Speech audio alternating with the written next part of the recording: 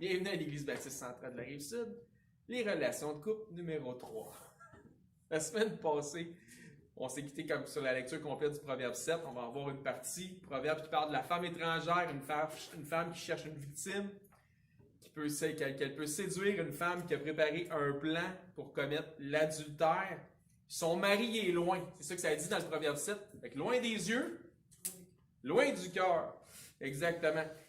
Que ce soit l'adultère ou la fornication, ce sont deux péchés qui entrent dans la catégorie de péchés qu'on appelle l'impudicité.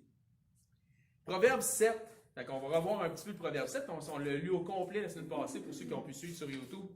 Proverbe 7, verset 24. Ça dit Et maintenant, mes fils, écoutez-moi, et soyez attentifs aux paroles de ma bouche. Écoutes-tu, Olivier? Que ton cœur ne se détourne pas vers les voies d'une telle femme. Ne t'égare pas dans ses sentiers. Reste dans le sentier de Jésus. Car elle fait tomber beaucoup de victimes. Tu sais, quand je dis qu'elle cherche une victime. Et ils sont nombreux, tous ceux qu'elle a tués. Et elle les a peut-être pas tués physiquement, mais certainement spirituellement. Donc, elle peut détourner le cœur des hommes de Christ, détruire leur relation que les hommes ont entrepris avec leur Dieu, avec leur Créateur. Puis si tu abandonnes Dieu pour un idole, ben la question qui se pose, c'est, es-tu vraiment sauvé? Parce que tu peux être sauvé ou croire être sauvé, il y a une différence. La Bible parle beaucoup de la persévérance dans la foi. Donc, une fois sauvé, toujours sauvé. Mais es-tu réellement sauvé? Ça dit ensuite, puis pourquoi je vous dis ça? Parce que c'est le verset 27 qui est intéressant. Ça dit, sa maison, la maison de la femme adultère, c'est le chemin du séjour des morts. Traduction littérale, l'enfer. Il descend vers les demeures de la mort. Donc, le séjour des morts, l'enfer. Donc, celui qui va en enfer, on sait qu'il n'est pas sauvé. Hein? OK. C'est donc devant Dieu une des formes d'idolâtrie les plus puissantes, car elle détourne les hommes de Christ et les retient de venir à Christ. Tu ne peux pas avoir une double vie, tu sais. Vivre dans une situation que Christ ou Dieu désapprouve, puis en même temps, vouloir servir Dieu. Tu peux pas servir, la Bible nous dit que tu ne peux pas servir deux maîtres. Soit que tu vas aimer un, parce que tu vas finir par aimer l'un et haïr l'autre. Lequel choisit. Puis ça nous dit que si on s'adonne au péché, on est esclave du péché. Donc, on sert celui qui nous a asservis. Donc, combien de jeunes ont grandi dans des églises qui partagent une foi similaire à la nôtre, puis à l'aube de la vingtaine, tu sais, des jeunes hommes, par exemple, quand la progestérone s'est plus certainée, quittent l'assemblée parce qu'ils ont une flamme dans le monde qui les a attirés loin de Dieu. Je dis combien de jeunes hommes? Ça va être aussi vrai pour les jeunes femmes. La femme étrangère, mais même chose là, pour la femme qui pourrait, on pourrait dire qu'elle pourrait être séduite par un homme étranger. Mais étranger ou étrangère, dans quel sens? Est-ce que ça pourrait pas être aussi peut-être dans le sens que ça partage quelqu'un qui ne partage pas les mêmes convictions? Pas nécessairement qu'elle vient de loin, tu sais. Parce que, mais qui est étrangère aux convictions qui sont les nôtres. C'est clair tout au long des Écritures qu'un chrétien ou une chrétienne, puis on va le voir souvent dans l'étude, ne devrait pas chercher à former un couple avec une personne qui n'est pas chrétienne. Il y a un grand nombre d'exemples sur l'Esprit du Seigneur à ce sujet dans les Écritures. Mais pour quelqu'un qui est déjà marié et qui décide de confesser Christ, mais que le conjoint ou la conjointe choisit de ne pas suivre, il y a aussi des instructions de la part du Seigneur là-dedans, puis on va voir ça davantage dans les autres études qu'on va faire. C'est une série qui va durer quand même un bon bout. Ce que l'on voit chez les patriarches, par exemple, c'est qu'ils cherchaient des femmes comme épouses qui furent des proches parentes afin de conserver un maximum de valeur parmi celles qui connaissaient déjà l'Éternel.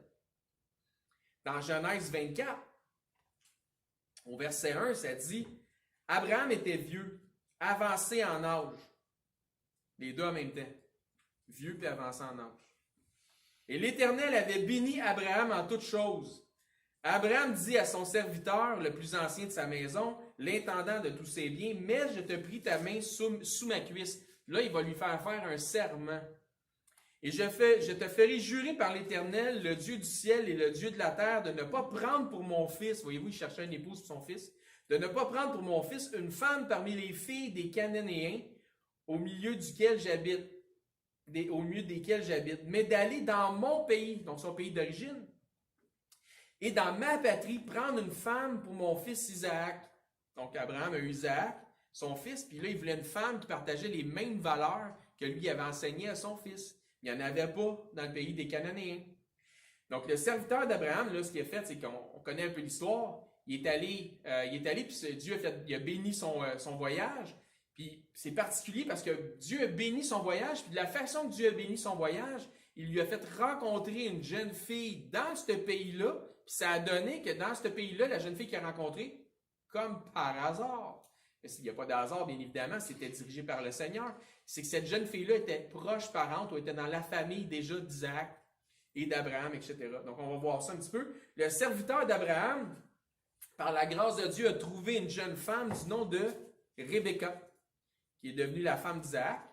Rebecca, là, suivez-moi, je vais dire plusieurs noms, je ne suis pas pour vous mélanger, là, mais Rebecca, c'était la fille de Bethuel, qui était le neveu d'Abraham, fils de son frère, Nachor. Donc Abraham avait un frère qui s'appelait Nachor, son frère avait un fils qui s'appelait Bethuel, il y a une fille qui s'appelle Rebecca. Donc Isaac a marié quoi? Sa petite cousine. Nachor, frère d'Abraham, était marié à sa propre nièce, qui s'appelait Milka, qui était fille d'Aran. Aran, c'était le frère d'Abraham et le frère de Nachor. Jacob a marié les filles de Laban, qui était le frère de Rebecca, sa mère. Donc Jacob a marié ses deux cousines. Suivez-vous? Parfait. Abraham a marié sa sœur, sa propre sœur, fille de son père, mais non pas de sa mère. Donc, aujourd'hui, on dirait sa demi-sœur. On comprend on comprend ce que ça dit, ça nous donne, puis là, on lit ça, puis on comprend ça, puis on se dit, voyons donc, ça a donc bien l'air, comme on dit en bon franglais, redneck. Ça a l'air campagnard, là, tu sais. Ouais, il se marie entre cousin-cousine, tu sais. Ça fait bizarre. Tu sais, il marie la cousine, marie la nièce, la sœur, la cousine. Sous la loi de Moïse, toutes ces choses-là ont été rétablies. Donc, les standards ont été rétablis. Donc, on peut comprendre que l'idée en arrière de tout ça, c'était de se mêler davantage avec ceux qui avaient des convictions similaires que des gens de même famille. Mais des gens qui continuaient à croire à celui qu'on appelait le Dieu, appelé l'Éternel, le seul vrai Dieu. Donc, c'était ça l'idée en arrière d'avoir ces mariages-là. Puis, c'est dans la génération de Jacob que l'on voit qu'il y a eu une dégringolade spirituelle éventuellement. Car Jacob a été difficile, rendu à Jacob, Abraham, Isaac, Jacob a été difficile à convaincre par le Saint-Esprit de faire du Dieu d'Abraham, son grand-père, et d'Isaac, son père. Donc, de faire du Dieu d'Abraham et d'Isaac son propre Dieu personnel. Il a dû être convaincu. Jacob, comme bien des jeunes qui sont dans nos églises, croyait en Dieu, mais il croyait en Dieu par conviction interposée par ses pères, par son père ou son grand-père. Mais a vraiment pris du temps, puis beaucoup de temps, avant de faire de Dieu son Dieu. Ce qu'il a fait, Jacob, il a même imposé quelque chose à Dieu. Il dit, si Dieu fait ça, là, il va devenir mon Dieu. Puis il a même combattu contre Dieu. Vous vous souvenez, il a combattu contre l'ange de l'Éternel. C'est là que Dieu il a dit, tu t'appelles tu t'appelles Jacob, puis ton nom va devenir Israël, qui veut dire qui combat avec Dieu. Parce qu'il venait de combattre avec Dieu. Il y a certains Juifs qui ont transformé ça. Ils ont dit, ben oui, mais on combat avec Dieu, ça veut dire Dieu combat avec nous. Non, c'est pas ça que ça voulait dire. Ça veut dire que tu combats contre Dieu. Donc imagine, avoir ce nom-là, d'être une nation. Puis c'est ça qui est arrivé tout au long. Hein? Dieu il recommençait, il les a envoyés dans le désert 40 ans, la génération a passé, tout, il y avait tout le temps un combat spirituel contre le peuple qui s'appelait Israël.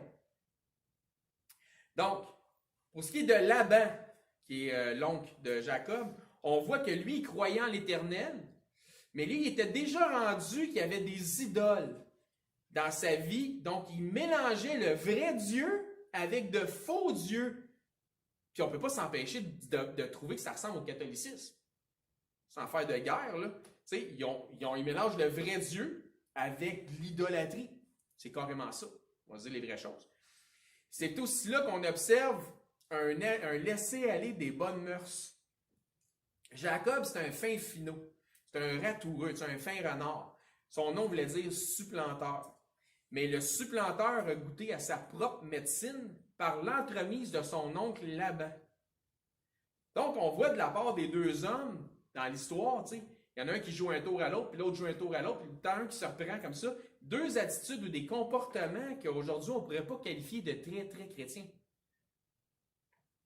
On voit donc des mariages dans la même famille, mais le but n'était pas de rester dans la même famille physique, mais plutôt dans la même famille spirituelle. Mais quand il faut que tu aies fouillé dans la même famille physique pour garder la même famille spirituelle, ça t'en dit long sur tout ce qui était rendu le peuple et le monde dans ce temps-là. Donc à l'époque, c'était pas fort. Donc pas étonnant que Dieu a mis Abraham à part pour se choisir un peuple. Il ne pouvait pas amener un deuxième déluge parce qu'il pouvait, mais il ne voulait pas parce qu'il avait dit qu'il ne le ferait pas. Il avait dit que je ne détruirai pas la terre une autre fois par l'eau. Donc, c'était une promesse qu'il avait faite.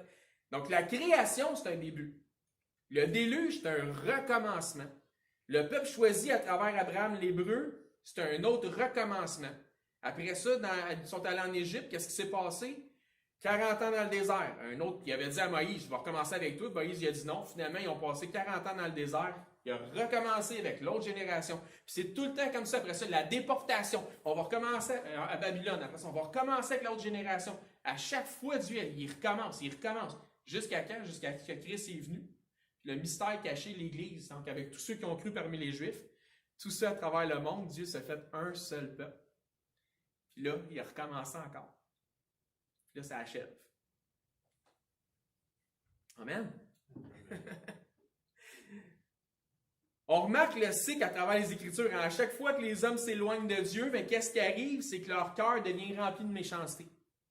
Ils s'éloignent de Dieu, les mœurs s'évanouissent, les bonnes mœurs, puis les cœurs deviennent remplis de méchanceté. Donc, il y a un problème de cœur parce qu'il y a un problème spirituel. Bon, c'est pourquoi d'ailleurs Dieu a amené le déluge à cause de la méchanceté du cœur des hommes. Puis c'est pourquoi Dieu a dû choisir un peuple hermétique, donc fermé, avec lequel éventuellement il allait donner ses lois et ses ordonnances, donc le peuple d'Israël. C'est pourquoi il les a sortis d'Égypte, il a sorti son peuple d'Égypte afin de les sortir du monde. L'Égypte, c'est un type du monde. C'est ça qu'il dit, retournez pas en Égypte, retournez pas dans le monde. Un coup que le Seigneur t'a sauvé, que tu es membre de son Église, tu ne retournes pas dans le monde, tu ne retournes pas vers les idoles. Y a-t-il quelque chose de plus idolâtre que l'Égypte? On a encore tous les vestiges de l'idolâtrie des Égyptiens. Hein? Donc, c'est un type du monde. Donc, il les a sortis de l'Égypte afin de se faire un peuple hermétique, un peuple à part. Comme il avait sorti Abraham de sa patrie aussi. C'est pourquoi il les a donné un pays pour les isoler des influences des autres nations qui étaient idolâtres. Dans cette optique d'isolation, Dieu ne souhaitait pas que les hommes du peuple d'Israël, donc des 12 tribus, prennent des femmes parmi celles des nations, mais qu'ils prennent des femmes parmi celles des 12 tribus d'Israël.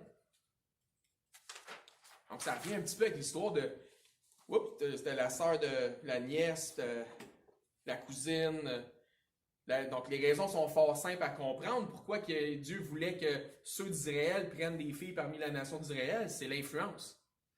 Dans 1 Corinthiens 15:33, ça dit « Ne vous y trompez pas, les mauvaises compagnies corrompent les bonnes mœurs. » Puis dans 2 Corinthiens 6:14, c'est là que ça nous parle de ne pas être sous un joug mal assorti avec les infidèles ou les incrédules. Donc, le mariage entre cousins, cousines, là, etc., là, je crois qu'on peut comprendre que c'est d'une époque révolue. Là. Hein? Aujourd'hui, les similitudes de notre génétique, là, on va parler un peu de science, là, qui se détériorent, donc on n'évolue pas. On pense qu'on évolue, l'homme, tu sais, la fameuse théorie de l'évolution, l'homme évolue. Non, on n'évolue pas. On dévolue, on se détériore avec le temps, on ne s'améliore pas. Donc, si on veut parler de science, on va parler des fameux téléphones.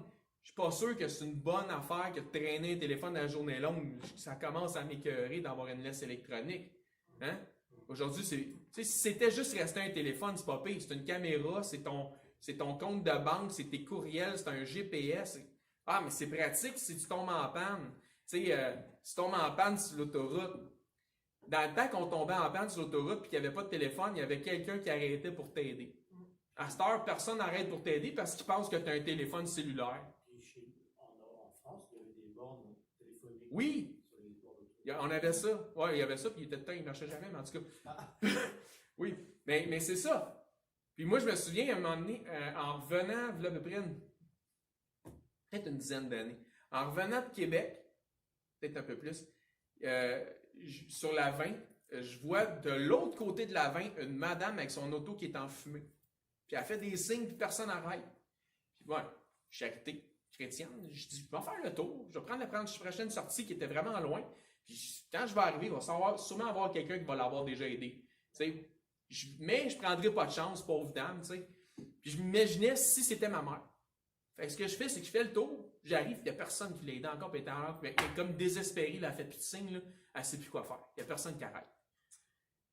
Fait que j'arrête, j'ouvre le capot de sa voiture, elle était contente. Il y avait un écureuil qui avait mis, elle prenait tellement pas sa voiture souvent, il y avait un écureuil qui avait mis des cocottes dans le moteur. Donc c'est pour ça que là, le moteur avait chauffé, ça avait pris un petit peu en feu, puis il y avait de la fumée qui sortait, ça sentait le brûler. Fait qu'elle voulait que je l'amenais à la station-service, puis j'en ai permis de l'évangéliser en même temps. Donc, on ne sait pas ce qu'elle est devenu, mais tu sais, je me dis, si on n'avait pas toute cette machine-là, qu'on ne pensait pas que, écoute, elle avait juste à avoir un cellulaire, tout le monde a ça aujourd'hui, mais non, pas tout le monde. Moi, j'aimerais ça de pouvoir dire, j'en ai pas de cellulaire, puis je n'ai pas de besoin. Ah, ça, c'est bon, c'est mes 2 cents.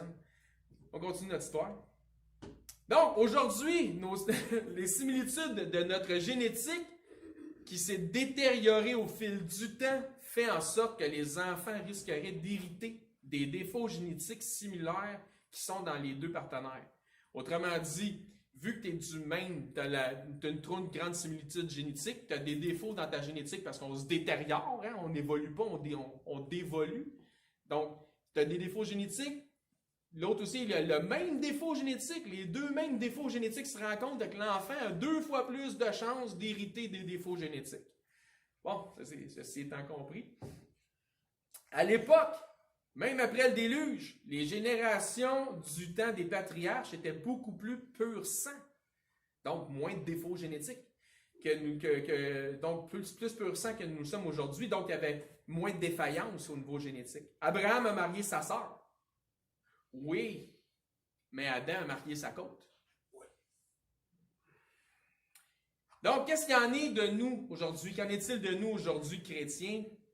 Dans 1 Corinthiens 9, au verset 1, ça nous dit, Paul dit là, ne suis-je pas libre? Ne suis-je pas apôtre? N'ai-je pas vu notre Seigneur? Il dit tout ça, mais quand il pose la question, c'est il répond. C'est oui, oui, puis oui. N'êtes-vous pas mon œuvre dans le Seigneur? Oui.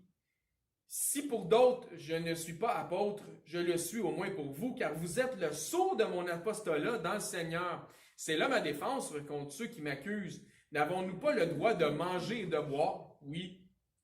N'avons-nous pas le droit de mener avec nous une sœur qui soit notre femme, donc notre épouse, comme le font les autres apôtres et les frères du Seigneur? Donc, dans les apôtres, il y avait déjà quelques-uns qui étaient frères de Jésus, plus les frères de Jésus qui n'étaient pas nécessairement apôtres, et Céphas, qui était aussi un apôtre, parce que Céphas, c'est qui? C'est Pierre. Donc, Pierre était marié comme apôtre. On le sait parce que Jésus a guéri sa belle-mère d'une fièvre par une guérison miraculeuse. Donc, oui, Pierre était marié. Pour ce qui est de Paul, ce qu'on voit dans les Écritures, c'est qu'il était célibataire. Était-il veuf? On n'en a aucune idée. Ou est-ce qu'il n'a jamais été marié? On ne le sait pas. Ce qu'on peut extrapoler et penser, puis ce qui nous est permis de croire, c'est qu'étant fondé dans le judaïsme comme il l'était, très fervent, mais la plupart des jeunes dans le judaïsme suivaient les coutumes, donc les mariages faisaient partie pas mal des coutumes, un peu comme Joseph était promis à Marie, puis Marie était promis à Joseph, donc etc. Donc, est-ce qu'il y avait une épouse, est-ce qu'elle était devenue veuf, est-ce qu'elle a décidé de partir, parce qu'on ne sait pas, on n'a aucune idée, c'est un mystère. Puis ça va rester comme ça. On ne saura pas jusqu'à temps qu'on est au ciel. Puis rendu au ciel, Jésus dit, vous ne me poserez plus de questions. Vous n'avez plus besoin de me poser des questions, vous allez tous savoir ce qui est important de savoir, puis ça ne sera pas important pour vous autres. Puis on a hâte à ce temps-là. En attendant, on va continuer avec l'enseignement. Donc, si le couple en est un formé de deux convertis en Christ, l'un et l'autre sont mari et femme, mais aussi frères et sœurs dans le Seigneur. Un peu à la manière d'Abraham et de Sarah, ou encore des 12 tribus d'Israël qui descendaient des patriarches. Ça nous dit aussi dans Cantique des Cantiques, quand ça parle, tu sais, Cantique des Cantiques, c'est très poétique, c'est un cantique d'amour. Donc, ça parle d'un fiancé vers sa fiancée, de sa fiancée vers le fiancé, puis à quel point ça dit « ma sœur, mon amour », tu sais. Donc il y a quelque chose à travers ça qui se perpétue dans le fait que tu as une sœur en Christ, tu as un frère en Christ, les deux se marient, sont mari et femme, mais sont frères et sœurs dans le Seigneur. Donc, il était au minimum, dans les 12 tribus, il était au minimum par descendance des 12 patriarches qui étaient 12 frères et sœurs, dans le peuple d'Israël, quand ils se marient ensemble. Donc, il y a deux aspects à considérer dans le couple de ceux qui sont convertis, là. L'aspect mari et femme et l'aspect frère et sœur. Il faut les considérer. Au final, ça nous dit ceci dans Matthieu 22:30, donc au final, quand tout ça serait fini, à la résurrection, les hommes ne prendront point de femmes, ni les femmes de mari, mais ils seront comme les anges de Dieu dans le ciel. Et là, ça va me permettre de faire une parenthèse que j'ai déjà fait, mais je vais renforcer le point. Donc, nous serons comme les anges qui eux, n'ont pas à procréer. C'est ça que ça nous dit. Là. Les anges ne prennent pas de mari, ne prennent pas de femme. Donc, ils n'ont pas à procréer. Donc, ils ne prennent pas de partenaire. Car semble-t-il, et si on en croit la Bible, si on veut bien la croire, les anges ne procréent pas ou n'engendrent pas physiquement. Car selon ce que l'on peut voir dans la Genèse, la procréation, afin de remplir la terre, a été donnée aux hommes. Un peu la discussion qu'on avait ce matin sur notre messenger de groupe chrétien, c'est qu'il s'est donné aux hommes, Dieu a dit aux hommes de procréer, de remplir la terre. Puis là, bien ça, les références, on les trouve dans Genèse 1:28, Genèse 1:9, 1 et 7. Donc, c'est pas aux anges. Les anges n'ont rien à voir là-dedans, dans la procréation et le fait de remplir la terre. Ça ne leur a pas été demandé. C'est une chose, puis Dieu dit qu'il nous a fait tous les hommes d'un seul sang. Toute la même race. Il a fait une race, la race humaine. Donc, c'est une chose qui est trop souvent perdue de vue parmi les couples de chrétiens, c'est que le ou la partenaire de vie est aussi frère ou sœur en Christ. Faut-tu bien? Quand je parle que les deux sont convertis. Là. Okay. Donc, ce que l'on voit physiquement dans l'Antiquité des patriarches, c'est un peu ce que l'on retrouve spirituellement dans la foi en Christ. Je me dis, c'est une continuité des choses, c'est un miroir des choses. Frère, sœur physique versus frère, sœur spirituel. Ce qui fait la grande différence entre l'homme et les autres créatures de Dieu, c'est le mot, les mots sont importants dans la Bible, c'est le mot engendré. Quand je parle des autres créatures de Dieu, je parle encore des anges. Dieu a donné à l'homme le pouvoir et même le devoir d'engendrer des fils et des filles. Et ça, c'est la partie physique. Spirituellement, c'est un peu la même chose. Dieu a engendré son Fils unique. Dans 1 Jean 5:1, quiconque croit que Jésus est le Christ est né de Dieu. Ça va bien? Et quiconque aime celui qui l'a engendré, qui a engendré Christ? Dieu. Jésus, il dit aussi dans Jean, il dit, vous croyez que je suis sorti du Père? Ben oui. Il a engendré son Fils. Donc, celui qui l'a engendré, c'est Dieu. Donc, quiconque aime celui qui l'a engendré, aime aussi celui qui est né de lui. Qui est né de lui? Jésus. Et tu ne peux pas dire j'aime Dieu et tu n'aimes pas Jésus, ça ne marche pas. Puis si tu aimes Jésus, mais tu vas aimer Dieu. C'est automatique. Mais tu ne peux pas dire que tu aimes Dieu puis pas aimer Jésus. Ça, Dieu, il dit non. Quiconque n'est ni le Fils, ni le Père. Ça va ensemble. C'est pour ça qu'ils font un. À plusieurs endroits dans la King James, on retrouve où nous avons en français le terme fils unique. En français, le verbe anglais, c'est begotten. Donc, le begotten son, le fils unique. Begotten veut dire littéralement engendré. Donc, on retrouve beaucoup ce verbe-là, on le retrouve beaucoup dans l'Évangile de Jean, par exemple. L'Évangile de Jean fait nous révèle toute la déité de Christ. C'est clair. Puis après ça, quand tu vas dans 1 Jean, 2 Jean, 3 Jean, puis dans l'Apocalypse, tu vois encore cet apôtre-là met beaucoup d'emphase sur la déité de Christ. Donc, quoi, Christ est vraiment Dieu dans la chair. Dans Hébreux 1,5, car auquel des anges Dieu a-t-il jamais dit? Là, on va s'asseoir qu'on va attendre que quelqu'un me nomme le nom. Auquel des anges Dieu a-t-il jamais dit, tu es mon fils, je t'ai engendré aujourd'hui? Ou encore, on va donner une deuxième chance, auquel des anges a dit, je serai pour lui un père, il sera pour moi un fils. Fait qu'on s'assoit et on attend. Puis ça arrive, puis on va s'asseoir et on va rester assis pour l'éternité parce que c'est jamais arrivé. Dieu n'a jamais dit à un ange, tu es mon fils. C'est ça que ça nous dit. De poser la question, c'est d'y répondre. C'est pas arrivé. Il n'a pas dit ça à Michael, excuse-moi. Il n'a pas dit ça, je parle de l'archange. Il n'a pas dit ça à Gabriel, peu importe là, les noms des anges.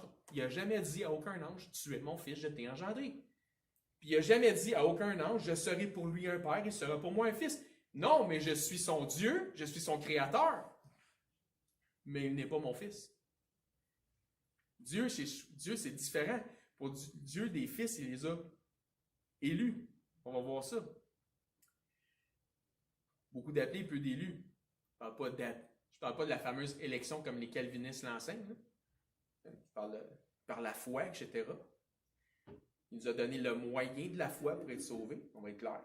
Pas que personne m'entende et pense que je prêche des hérésies. Donc, question. Comment Dieu a-t-il fait pour avoir un fils unique? Eh bien, la réponse est simple. Il l'a engendré. C'est pour ça que je vous dis que les mots font la différence. Et ce mot-là fait toute une différence. Parce qu'il y a des gens qui vont dire que les anges sont des fils de Dieu. Mais la différence entre les fils de Dieu, Jésus, et les fils de Dieu que nous sommes spirituellement, c'est le mot engendré, ce qui n'est pas vrai pour les anges. Dieu n'a pas engendré les anges.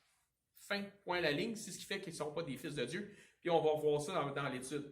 Donc, l'autre question, c'est combien de fils Dieu a-t-il engendré? Originalement, un seul fils, son unique, Jésus-Christ. Vrai? Avant, puis ça dit, Jésus dit lui-même, d'avant la fondation du monde. C'est lui-même qui dit ça. Par la suite, à partir de Jésus, à tous ceux qui ont cru. Donc, à partir de Jésus, à tous ceux qui ont cru par le moyen de la foi, il leur a été donné le privilège, donc le pouvoir d'être appelés quoi? Enfants de Dieu. Chose qui n'a pas été donnée aux anges. Parce que les anges n'ont pas besoin du moyen de la foi. Parce qu'ils ont la vue. Ça nous dit dans les Écritures qu'ils voient tous les jours la face de Dieu. Les anges. Donc, si tu as la vue, tu n'as pas la foi. C'est même un peu ce que Jésus a reproché à Thomas. Il dit, OK, approche, touche mes plaies. Arrête d'être incrédule, puis crois. Il dit, mon Seigneur et mon Dieu. Il dit, parce que tu as vu, tu as cru. Ben, heureux ceux qui vont croire, mais qui n'ont pas sans voir. C'est un peu l'histoire qu'on fait de Thomas, hein, l'incrédule. Quand on dit je suis Thomas, ça veut dire que j'ai besoin de voir pour croire. Donc c'est bien connu. Dans Jean 1, donc premier chapitre de Jean, verset 12, ça dit, mais à tous ceux qui l'ont reçu, on parle de Jésus ici quand ils l'ont reçu, à ceux qui croient en son nom. Quel nom? Le nom de Jésus-Christ, parce que quiconque invoquera le nom du Seigneur sera sauvé. Il n'y a qu'un seul nom sous le ciel par lequel on peut être sauvé, c'est Jésus-Christ. Donc, à tous ceux qui croient en son nom, elle, la lumière du monde qui est Jésus, a donné le pouvoir de devenir enfants de Dieu, lesquels sont nés, donc engendrés, puisqu'il y a naissance, lesquels sont nés non du sang. Donc, on est né premièrement du sang, pardon, et de la chair, mais on est non du sang ni de la volonté de la chair, mais de la volonté, ni de la volonté de l'homme, mais de Dieu. On est né de Dieu. Puis, c'est pas étonnant parce que Jésus dit à Nicodème, étonne-toi pas que je te dise, il faut que vous naissiez de nouveau, il faut naître de nouveau. C'est la nouvelle naissance par l'Esprit. Donc, par la nouvelle naissance, on est engendré, on devient co-héritier et fils et fille aussi de Dieu. Encore une fois, selon les Écritures, ne sont pas enfants de Dieu, toutes créatures de Dieu. Puis c'est important de faire l'emphase. Puis éventuellement, peut-être que je vais me tanner, puis je vais vraiment donner toutes les sottises bibliques qu'on entend. Bon, ils ne sont pas bibliques, là, mais toutes les sottises que les gens prennent dans la Bible, puis comment ils tordent les Écritures pour le faire. Arriver avec des mauvaises compréhensions de doctrine qui sont absolument ahurissantes, qui deviennent des fables complètement ridicules, que j'ai personnellement cru, donc j'ai été ridicule pour un temps, que j'ai personnellement cru pour un temps, mais quand ça a eu le temps de regarder aux Écritures pour voir si ces choses-là sont vraies, tu te rends compte que c'est des sottises. C'est pas vrai, c'est faux. Donc éventuellement, peut-être je le ferai, puis on regardera tout ça juste d'une traite, tout, une après l'autre. Donc, on vient clairement de voir que Dieu ne dit même pas aux anges qu'ils sont ses fils. Mais ce sont des créatures, des messagers, des esprits, la Bible nous dit des serviteurs, etc., mais pas des fils. Comment ça? La réponse est dans le mot « engendrer ». Pour être fils de Dieu, tu ne dois pas seulement être une créature de Dieu, mais tu dois avoir été engendré de Dieu. Parce que les autres hommes qui n'ont pas confessé Christ sont des créatures de Dieu, mais ils ne sont pas fils de Dieu. C'est pourquoi, comme nous l'avons vu dans le livre de Hébreux, il peut dire à Christ, « Tu es mon fils », mais il ne peut pas dire la même chose aux anges, parce que Christ a été engendré. Dans le cadre d'une saine doctrine, sachez qu'il y a une multitude de fables forgées, c'est un peu ce que je disais, là, de toutes pièces, qui font dire aux Écritures ce qu'elles ne disent pas, et sur le fait que les anges seraient des fils de Dieu. Et après ça, ça tord les Écritures pour arriver à toutes sortes d'affaires incroyables. Je pense que vous êtes au courant un peu. Nous sommes donc, nous aussi, si nous avons confessé Christ comme Seigneur, engendrés par la foi, et nous sommes maintenant co-héritiers avec Christ. Ce que je disais plus tôt, c'est que Dieu a donné à l'homme le pouvoir et même le devoir d'engendrer des fils et des filles. Et ça, c'est la partie physique. Spirituellement, c'est un peu la même chose. Car en prêchant l'Évangile, nous engendrons des fils et des filles en Jésus-Christ pour la gloire de Dieu. Puis regardez ce que ça dit dans 1 Corinthiens 4. Ça dit à partir du verset 14, dans la partie B, c'est-à-dire la deuxième partie du verset, « Je vous avertis comme mes enfants bien-aimés », là c'est Paul qui parle, « car vous auriez 10 000 maîtres en Christ, vous n'avez cependant pas plusieurs pères, puisque c'est moi qui vous ai quoi? Engendré en Jésus-Christ par l'Évangile. Je vous en conjure donc, soyez mes imitateurs. » Puis ceux qui ont pu écouter les derniers messages, je parlais, tu sais, d'imiter... Paul parlait de ça, d'imiter Christ, puis que le père de famille doit imiter Christ dans son foyer. Jacques 1,18, tout de suite aller dans un autre livre. Tu sais, quand je vous disais, on est engendré. Oui, mais as-tu un verset qui dit ça? Ben oui. C'est le fun. Il y en a un, ça dit dans Jacques 1,18, il nous a engendrés selon sa volonté par la parole de vérité, afin que nous soyons en quelque sorte les prémices de ces créatures, les premiers parmi ces créatures. Maintenant donc, l'Esprit de Dieu rend témoignage à notre esprit que nous sommes enfants de Dieu, de sorte que nous pouvons l'appeler Abba, Père. Que ça nous dit dans les Écritures. Mais encore une fois, faites attention d'avoir une bonne perspective biblique à ce sujet et de rallier vos pensées à celles de Christ, car ce privilège ou ce pouvoir n'est pas offert à toutes les créatures de Dieu, mais à Jésus qui a été engendré et à ceux qui ont confessé son nom. Donc, d'être appelé enfant ou fils ou fille de Dieu. Donc, j'aimerais maintenant qu'on change de sujet. Ça, c'était ma parenthèse. Ferme la parenthèse. Qu'on continue à regarder, comme on l'a commencé dans les autres études, dans les proverbes, la femme. Le sujet de la femme. On parle beaucoup de la femme dans les proverbes. On parle de l'homme aussi, mais beaucoup de la femme. Donc, Proverbe 12,4. Donc, il y a beaucoup de choses sur les relations hommes-femmes dans les proverbes. Une femme vertueuse est la couronne de son mari, mais celle qui fait honte est comme la carie dans ses os. Tu sais, la femme vertueuse, côté positif, est comme la couronne de son mari, mais celle qui fait honte est comme une carie dans ses os. Le dictionnaire nous donne une bonne définition de ce que signifie le mot vertueuse, puis on va passer plus de temps sur la femme vertueuse. On va parler des relations de couple, on ne peut pas parler de ça sans faire l'étude, parler de la femme vertueuse, donc ça nous parle plus loin dans les proverbes. On va parler beaucoup de ça.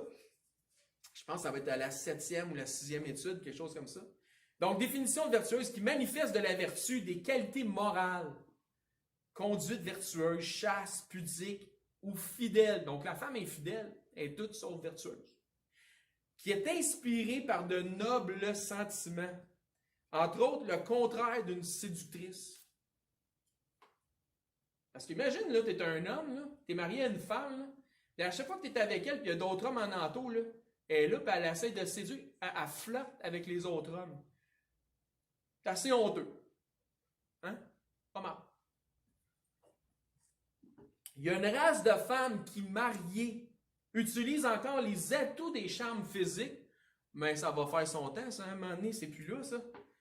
Ou des paroles qui sont flatteuses afin d'obtenir des faveurs, de l'attention, de la reconnaissance, mais pas de son mari, là, des autres hommes. Comme si c'était un jeu ou un défi. Qui tente de charmer les autres, mais qui, le faisant, méprise son mari. Comme le contraire à la vertu. La femme qui est chaste dans ses comportements, qui est remplie de qualités vertueuses, ayant une bonne conduite, est la couronne de son mari. Il est traité comme un roi. Il se sent comme un king. Mais celle qui lui fait honte le tue à petit feu comme un cancer des os. Elle l'afflige, elle l'attriste, elle le rend malheureux, méprisable par le mépris qu'elle lui impose. Proverbe 14, 1, la femme sage bâtit sa maison et la femme insensée la renverse de ses propres mains. Quand ça dit bâtit sa maison, on ne parle pas ici de monter des charpentes, là. Ou poser des briques. Dans le contexte, sa maison fait référence à sa famille.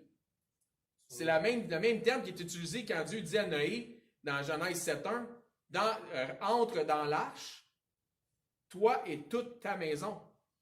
Il ne disait pas amène tes briques et amène ta famille. La femme qui a de la sagesse, c'est quoi ça? Soit la femme qui a de la crainte de Dieu, l'amour de l'Éternel, la foi en son Dieu, bâtit, édifie sa maison, édifie, bâtit sa famille. Elle édifie en élevant ses enfants. Puis le verbe élever, là, parce que j'ai déjà fait affaire avec un pseudo-pasteur qui c'est pas comme dans. Il m'avait repris parce que j'avais dit élever des enfants. C'est pas qu'élever des enfants, comme c'est pas péjoratif comme dans le mot élever au sens de faire de l'élevage de bétail, là. Mais élever ses enfants, c'est un terme qui est là dans les Écritures, puis on peut l'utiliser très bien. C'est élever tes enfants, les amener vers le haut, édifier tes enfants. Pas du bétail, là, les enfants. Là. Lui, c'était peut-être parce qu'il y en avait 8 ou 9, c'était pour ça qu'il disait ça, mais c'est n'importe quoi. Okay? Donc, ça se dit très bien élever les enfants quand c'est utilisé de la bonne façon. Donc, amener vers le haut, édifier ses enfants. Donc, elle édifie son mari et ses enfants. C'est la femme vertueuse. Une bonne façon d'édifier, c'est par la langue. Par les mots qu'elle utilise quand elle s'adresse à sa famille. Je ne parle pas de surprotéger les enfants. Là. Je parle d'édifier les enfants. Il y a une différence entre édifier tes enfants et surprotéger tes enfants. Tes enfants, laisse-les se péter la marboulette une fois de temps en temps. OK? Puis, ils vont apprendre. Tu sais, ton jeune là, qui a oublié son lunch pour aller à l'école parce qu'il n'a pas voulu faire ses sandwichs la veille, qui ne mange pas. Ou qui se débrouille. Il ira se faire des amis, puis il empruntera une moitié de sandwich, puis une bâtonne à quelqu'un, puis le lendemain, il le remettra. Puis il se débrouille. Il ne va pas y porter son petit sac à lunch à l'école à réceptionniste ou à secrétaire. il va arrêter de les oublier ses lunchs. Il va y faire ses sandwichs le soir. Il n'y a rien de pire que de surprotéger tes enfants. Ça ne les apprend pas. Laisse-les se la péter. Dans Jacques 3,5, ça dit « La langue est un petit membre et elle se vante de grandes choses. Voici comme un petit feu peut embraser une grande forêt. » Ça prend juste une petite étincelle pour mettre le feu à une forêt au complet. La langue aussi est un feu. C'est un monde d'iniquité, dans beaucoup de paroles, beaucoup de péchés. La langue est placée parmi nos membres, souillant tout le corps et enflammant le cours de la vie, étant elle-même enflammée par l'enfer, les feux de l'enfer, la géhenne. Toutes les espèces de bêtes et d'animaux, de reptiles, les animaux marins sont domptés. Ils ont été domptés par la nature humaine. On voit ça. Hein? Après, tous les animaux, on est capable de les dompter. Mais la langue, aucun homme ne peut la dompter. C'est un mal qu'on ne peut réprimer. Elle est pleine d'un venin mortel. Il y en a une couple, s'ils se mordent la langue, ils vont s'empoisonner. Par elle, nous bénissons le Seigneur notre Père et par elle, nous maudissons les hommes faits à l'image de Dieu. Malheureusement, parfois, les hommes à l'image de Dieu que nous maudissons sont ceux de notre propre maison, de notre propre famille. Pourquoi? Parce que la familiarité engendre le mépris. De la même bouche, verset 10, sortent la bénédiction et la malédiction. Il ne faut pas, mes frères, qu'il en soit ainsi. Tu sais, quand ça dit d'être transformé par le renouvellement de ton entendement, là, il y a des choses qu'il faut changer, il faut réformer dans notre vie parce que le Saint-Esprit nous convainc, fait qu'on prend action, on cesse de faire ces choses-là. Il ne faut pas qu'il en soit ainsi, épouse envers mari, mère envers enfant, mari envers épouse, père envers enfant, enfant envers parent, vice-versa. Il ne faut pas que ça soit de même. Il donne un exemple ici, terre à terre, il dit « La source fait-elle jaillir de la même ouverture l'eau douce et l'eau amère? »